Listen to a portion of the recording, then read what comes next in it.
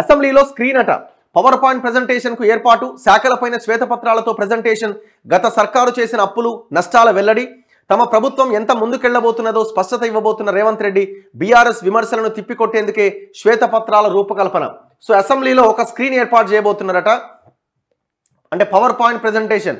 కేసీఆర్ అధికారంలోకి వచ్చిన తర్వాత Kaleshwaram project, Pranahita Chevella project redesign అని అన్నాడు. అప్పుడు అసెంబ్లీలో కూర్చొని సిస్టమ్ పెట్టుకొని ఓ పెద్ద స్క్రీన్ మీద ఎక్స్ప్లెయిన్ చేసిండు. అప్పుడు జనాన్ని నిండా ముంచిండు, మోసం చేయడంలో సక్సెస్ అయ్యిండు.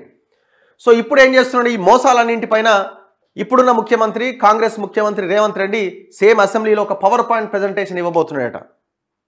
ఆర్థిక పరిస్థితి ఎట్లా ఉన్నది, ఏ రకంగా రాష్ట్రం ఉన్నది, ఇది ప్రజలకు తెలియాల్సిన అవసరం ఉంది అని. రాష్ట్ర శాసనసభలోకి స్క్రీన్లు రాబోతున్నాయి. ప్రభుత్వ శాఖలన్నింటిపైన శ్వేతపత్రాలు విడుదల చేయాలని నిర్ణయించిన కాంగ్రెస్ సర్కార్ ఆ వివరాలను అసెంబ్లీలో పవర్ పాయింట్ ప్రెజెంటేషన్ ద్వారా వెల్లడించాలని భావిస్తున్నది.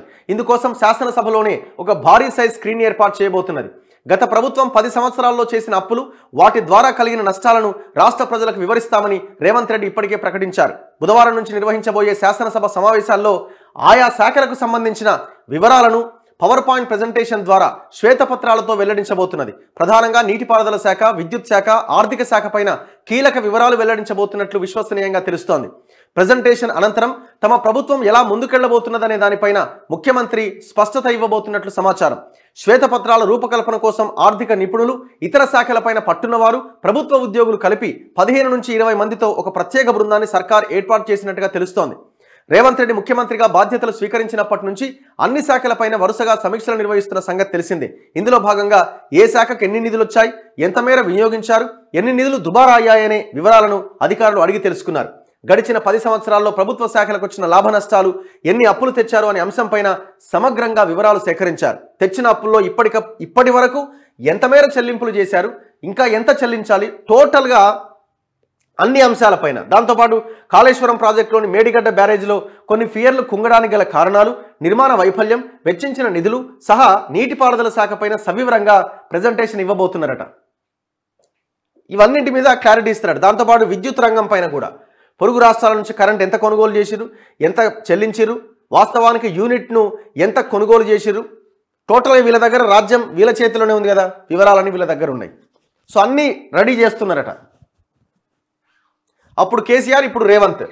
అసెంబ్లీలో సీఎం రేవంత్ రెడ్డి ఇవ్వబోతున్న పవర్ పాయింట్ ప్రెజెంటేషన్ పైన సర్వత్రా ఆసక్తి నెలకొంది. అయితే 2016లో అప్పటి ముఖ్యమంత్రి కేసీఆర్ అసెంబ్లీలో పవర్ పాయింట్ ప్రెజెంటేషన్ ఇచ్చారు. దేని మీద? సాగునీటి రంగం మీద, కాళేశ్వరం ప్రాజెక్టు మీద. సో దీనికి ఒకటే కారణం, ఎందుకు ఈ పవర్ పాయింట్ ప్రెజెంటేషన్ ఇవ్వాలి అనుకుంటున్నారు? ఇందులో ఖచ్చితంగా 2-3 కారణాలు ప్రధానంగా ఉండొచ్చు. ఒకటి, అపోజిషన్ పార్టీ ముఖ్యంగా బీఆర్ఎస్ ఏమంటది, ఇచ్చినటువంటి హామీలను నెరవేర్చలేక అలవిగాని హామీలు ఇచ్చి ఇప్పుడు పవర్ పాయింట్ ప్రెజెంటేషన్ల ద్వారా తప్పుడుని ప్రచారం చేసి తప్పించుకునే ప్రయత్నం చేస్తారని ఒక దాన్ని తీసుకొని రావచ్చు. ఒకటి, ఇందులో వాళ్ళు ఒకవేళ అంటున్న దాంట్లో వాస్తవం ఒకటి ఏముంటుందంటే, కాంగ్రెస్ ఇచ్చిన హామీలు ఇప్పటికిప్పుడు ఒక తక్షణం 5 నెలల్లో 6 నెలల్లో ఇమీడియట్గా 6 గ్యారంటీలు అమలయ్యే అవకాశం ఉండదు. వాళ్ళు విడతల వారీగా చేసుకుంటూ వెళ్ళే అవకాశం ఉంది. అట్లా చేసినా కూడా తప్పు లేదని నా అభిప్రాయం. ఎందుకంటే ఇమీడియట్గా చేసి మళ్ళీ అప్పులు తెచ్చి ఆగమాగం అయ్యేది కాదు. మరి ఎందుకు హామీలు ఇచ్చారంటే, ఇవాళ రేపు తప్పని పరిస్థితి. ఏం చేస్తారు మరి? వాడు 4,000 5,000 అంటుండే, 5,000 6,000 అంటుండే.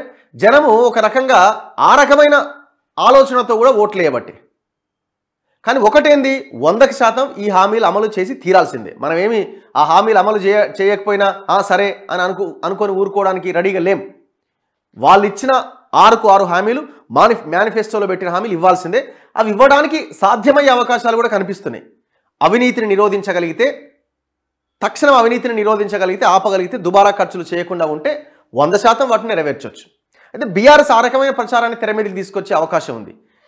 ఇప్పుడు బీఆర్ఎస్ భాగోతం అంతా, ఆ 10 సంవత్సరాల భాగోతం కూడా బయటపడే అవకాశాలు చాలా సుస్పష్టంగా ఉన్నాయి. ఎందుకంటే ముఖ్యంగా పవర్ విషయంలో, సాగునీటి రంగం విషయంలో, కాళేశ్వరం విషయంలో, ఇట్లా అయిన రకరకాల ప్రాజెక్టులు కట్టిన అన్న దాని విషయంలో, వీటన్నింటిపైన, అప్పుల విషయంలో. సో అది కూడా ప్రధానంగా రేవంత్ రెడ్డి తను ఏదైతే అనుకున్నాడో, ఖచ్చితంగా మేము రాష్ట్ర ప్రభుత్వం 10 సంవత్సరాలుగా టీఆర్ఎస్ చేసిన అవినీతిని ఎండగడతాం, కక్కిస్తామని, దాంట్లో భాగంగా కూడా వాళ్ళు చేయడానికి ఆలోచనతో ముందుకెళ్తున్నట్టు కనబడతా ఉంది. ఇట్లా ప్రజలకు ఏదేమైనా వాస్తవాలు తెలవాలి అన్న ఒక ఆలోచన చేస్తున్నట్టయితే కనిపిస్తూ ఉన్నది.